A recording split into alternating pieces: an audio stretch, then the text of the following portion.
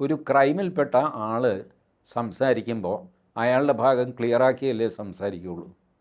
ഏതെങ്കിലും മാർട്ടിൻ നാളിതുവരെ വന്നിട്ട് ഇങ്ങനൊരു പ്രശ്നം നടന്നതാണ്, ഞാനും അതിന് ഉത്തരവാദിയാണ് എന്ന് പറഞ്ഞിട്ടുണ്ടോ? ഇല്ല. എല്ലാവരും തങ്ങളുടെ ഭാഗം രക്ഷിച്ചെടുക്കാൻ വേണ്ടിയിട്ടുള്ള വീഡിയോകളാണ് ചെയ്യുന്നത്. അതുകൊണ്ട് വീഡിയോ ചെയ്തോട്ടെ, പക്ഷേ നമ്മളത് സ്വീകരിക്കാൻ പാടില്ല. നമുക്ക് സ്വീകരിക്കാവുന്നത് കോടതി വിധി മാത്രമാണ്. ഈ കോടതി വിധിയിൽ മാർട്ടിൻ ഇതൊന്നും പറഞ്ഞിട്ടുമില്ല. അതുകൊണ്ട് അർത്ഥശൂന്യമായ ഒരു കളിയാണ് ഇപ്പോൾ കളിക്കുന്നത്. ഇതിനർത്ഥം ദിലീപ് ഗൂഢാലോചന നടത്തിയെന്നല്ല. ദിലീപ് ഗൂഢാലോചന നടത്തിയതിന് വേറെ തെളിവ് വേണം. അതില്ല എന്ന് വ്യക്തമാക്കിക്കൊണ്ട് കോടതി വിധിച്ചു കഴിഞ്ഞു. ഇനിയിപ്പോൾ എന്താ? കോടതിയിൽ ഞാൻ ഈ ബാലചന്ദ്രകുമാർ എന്ന കഥാപാത്രം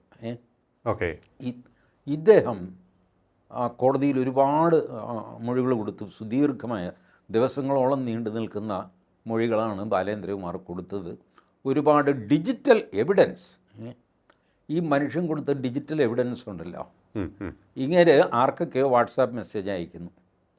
ഈ അയച്ച മെസ്സേജുകളെല്ലാം പുള്ളി വേറൊരു ഡിവൈസിലിട്ടിട്ട് കൺസോളിഡേറ്റ് ചെയ്യുന്നു. കേരള കൗമുദിയിലെ ലിയോയ്ക്ക് അയച്ച മെസ്സേജുകൾ, TG മോഹൻദാസിന് അയച്ച മെസ്സേജുകൾ, ഇങ്ങനെ കാറ്റഗറൈസ് ചെയ്യുന്നു. കാറ്റഗറൈസ് ചെയ്തിട്ട് പ്രത്യേകം ഫയലാക്കുന്നു, എഡിറ്റ് ചെയ്യുന്നു, കുത്ത്, കോമ, സ്പെല്ലിംഗ് മിസ്റ്റേക്കൊക്കെ എഡിറ്റ് ചെയ്ത് ഭംഗിയാക്കുന്നു. എന്നിട്ട് ഇത് തെളിവാണെന്ന് പറഞ്ഞ് കോടതിയിൽ കൊണ്ടുചെല്ലുന്നു. ഏതെങ്കിലും കോടതി ഇത് തെളിവായിട്ട് എടുക്കുക? എഡിറ്റ് ചെയ്ത്, ഇത്രയധികം എഡിറ്റ് ചെയ്ത് കമ്പൈൽ ചെയ്ത് പ്രത്യേകം വേർഡ് ഫയലോ PDF മറ്റോ ആക്കിയിട്ട് അതിൽ ഡേറ്റ് ഇല്ലാത്തതിന് ഡേറ്റ് ഇട്ട് ഇതൊക്കെ ചെയ്തു കഴിഞ്ഞാൽ പിന്നെ അതിൻ്റെ തെളിവ് മൂല്യം പോയി. ഒന്നാമത് വോയിസ് ക്ലിപ്പുകൾക്കൊന്നും ക്ലാരിറ്റി ഇല്ല, അപ്പുറത്ത് ആരാണെന്ന് അറിഞ്ഞുകൂടാ. ഇദ്ദേഹമാണെങ്കിൽ മഹാപൊങ്ങച്ചക്കാരൻ. ഇങ്ങനെ എഡിറ്റ് ചെയ്ത കാര്യങ്ങളാണ് കൊണ്ടുവന്നത്, അതുകൊണ്ട് ഇത് എടുക്കാൻ പറ്റില്ല. മാത്രമല്ല ഇയാളുടെ പൊങ്ങച്ചം ദുസ്സഹമാണെന്നും കോടതി രേഖപ്പെടുത്തുന്നുണ്ട്. ഞാനത് ഒരു ചെറിയ പോർഷൻ ലിയോയുടെയും നാട്ടുകാരുടെയും അറിവിന് വേണ്ടിയിട്ട് വായിക്കാം. According to Balendrakumar, he contacted Mr. Koliyakkod M. Krishnan Nair to change the investigation team or to make sure that the prosecution supports granting of bail to accused number 8 Dilip. Koliyakode Krishnan Nair വഴിക്ക് ഒന്നുകിൽ സ്പെഷ്യൽ ഇൻവെസ്റ്റിഗേഷൻ ടീമിനെ മാറ്റണം, അല്ലെങ്കിൽ ദിലീപിന് ജാമ്യം കൊടുക്കുന്നതിനെ എതിർക്കരുത് ഹൈക്കോടതിയിൽ. Koliyakode N. Krishnan Nair is the person who is the close associate of chief minister. മുഖ്യമന്ത്രിയുടെ അടുപ്പക്കാരനാണ് കോലിയക്കോട് കൃഷ്ണൻ നായർ. ഇതുകൂടാതെ he claimed that he tried to open a new route through VHP, Vishwa Hindu Parishad, via Chennai. Vishwa Hindu Parishad വഴി ചെന്നൈയിൽ ഒരു പുതിയ റൂട്ട് കൂടെ ബാലേന്ദ്രകുമാർ തുറന്നു. കോലിയക്കോട് കൃഷ്ണൻ നായരുടെ റൂട്ടുണ്ട് മുഖ്യമന്ത്രി വഴിക്ക്, അതവിടെ ഇരിക്കട്ടെ, നമുക്കൊരു ബാക്കപ്പ് വേണമല്ലോ.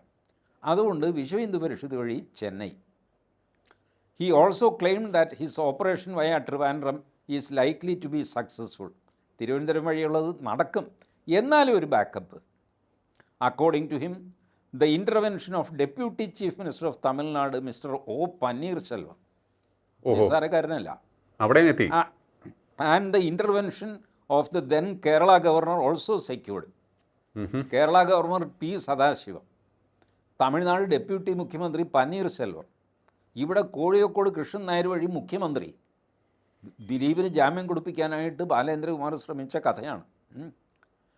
The message would show that, according to Balendrakumar, then Kerala governor Justice P. Sadasivam helped mister Amit Shah, the union home minister, നിസ്സാരക്കാരനല്ല Amit Shah, to avoid life imprisonment, and as part of his gratitude mister Justice P. Sadasivam was given the post of Kerala governor.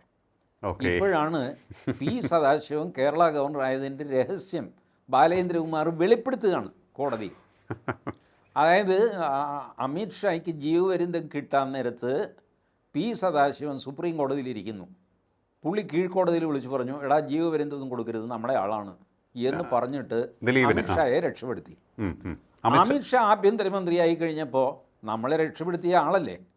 അതുകൊണ്ട് ഇരിക്കട്ടും ഒരു governor post ഉങ്ങൾക്ക് എന്ന് പറഞ്ഞിട്ട് സദാശിവത്തിന് Kerala governor post കൊടുത്തു. അപ്പോൾ അമിത്ഷാ പറഞ്ഞാൽ സദാശിവം കേൾക്കും, സദാശിവം പറഞ്ഞാൽ അമിത്ഷാ കേൾക്കും. ഈ രണ്ടുപേരും ബാലേന്ദ്രകുമാർ പറഞ്ഞാൽ കേൾക്കും. അതാണ് മനസ്സിലായ. അപ്പോൾ he also refer to the then director general of prosecution advocate Manjeri Sreedharan Nair as the close friend of governor. Manjeri Sreedharan Nair director general of പ്രോസിക്യൂഷനായിട്ട് കൊച്ചിയിലിരുന്ന ആൾ, അദ്ദേഹം ഗവർണറുടെ അടുത്ത ആളാണ്. മഞ്ചേരിയോടും ബാലേന്ദ്രകുമാർ സംസാരിച്ചിട്ടുണ്ട്. പിന്നെ Balendrakumar send messages stating the intervention of ഇതിൽ ഇൻ്റർവ്യൂ ചെയ്ത മറ്റുള്ളവർ ദിലീപിന് ജാമ്യം കൊടുക്കാനായിട്ട് ഇറങ്ങിയ ആൾക്കാരാണ് മമ്മൂട്ടി, സുരേഷ് കുമാർ, കമലഹാസൻ, ജയറാം, ആനാവൂർ നാഗപ്പൻ. എൻ്റെ അമ്മോ, ആനാവൂർ നാഗപ്പനൊക്കെ ഇറങ്ങിയുള്ള സ്ഥിതി എന്താ. പിന്നെ Kozhikode Krishnan Nair, mister Saravanan, classmate of son in law of Tamil Nadu deputy chief minister Panneerselvam. അതായത് പനീർശെൽവത്തിൻ്റെ മകളുടെ ഭർത്താവിൻ്റെ ക്ലാസ്മേറ്റ് ശരവണൻ. എൻ്റെ ദൈവമേ, ഇനി ആരൊക്കെയാണ് വേണ്ടത്? ഒന്ന് സങ്കല്പിച്ച് നോക്കിയേ. ഒരു ദിവസം രാവിലെ ആനാവൂർ നാഗപ്പൻ്റെ വീട്ടിൽ കമലഹാസൻ വരുന്നു. എന്താടാ പെട്ടെന്ന് ഇങ്ങനെ? ചേട്ടാ നമുക്ക് ദിലീപിന് ഒരു ജാമ്യം മേടിച്ചു കൊടുക്കണം. അത് ബാലേന്ദ്രകുമാർ എന്നെ വിളിച്ചിരുന്നു, ഞാനത് ചെയ്യുന്നുണ്ട്, നീ എന്തിനാ അതിൻ്റെ പിന്നാലെ? അല്ല, അപ്പോൾ ബാലേന്ദ്രകുമാർ പറഞ്ഞാൽ എനിക്കത് ചെയ്യാതിരിക്കാൻ പറ്റില്ല, അതുകൊണ്ട് ഞാൻ ചേട്ടനെ സഹായിക്കാൻ വന്നതാണെന്ന് പറഞ്ഞിട്ട് ആനാവൂർ നാഗപ്പൻ, കോലിയക്കോട് കൃഷ്ണൻ നായർ, മമ്മൂട്ടി, സുരേഷ് കുമാർ, കമലഹാസനൊക്കെ കൂടെ ഒരു കാറിൽ തള്ളിക്കയറുന്നു. അപ്പോഴാണ് ജയറാം വരുന്നത്. എവിടെ പോകുന്ന എല്ലാവരും, എടാ ഞങ്ങൾ ദിലീപിന് ജാമ്യം മേടിച്ചു കൊടുക്കാൻ പോവാണ്, ഞാനും വരാമെന്ന് പറഞ്ഞിട്ട് ഇയാളും തള്ളിക്കയറി.